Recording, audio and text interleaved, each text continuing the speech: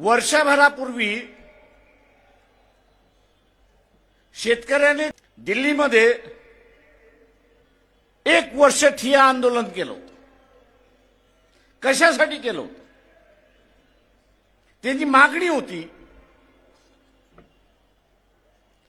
मागणी होती की जो हमी भाव आहे, या हमी भावाची काही वेळेस अंमलबजावणी होते, काही वेळेस अंमलबजावणी होत नाही. बहुतांश वेळा तर ती होतच नाही. ही अंमलबजावणी होण्यासाठी ते मागणी करत होते की कायदा करा की जो कोणी व्यापारी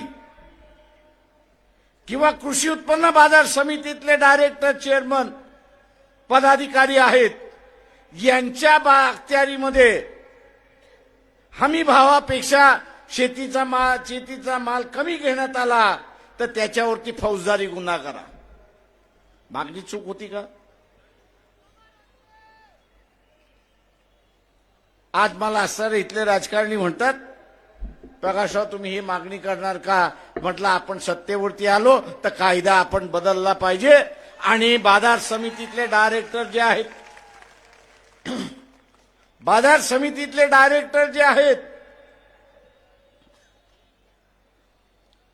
त्या बाजार समितीतल्या डायरेक्टरवरती जबाबदारी दिली पाहिजे की हमी भावापेक्षा तुझ्या इलाक्यामध्ये शेतीचा माल विकत घेतला कामा नये, आणि जर घेतला आणि तू जर तिथं परवानगी दिलीस तर तुला 2 वर्ष तुरुंगामध्ये डांबून ठेवण्याचा कायद्यामधला बदल आपण केला पाहिजे.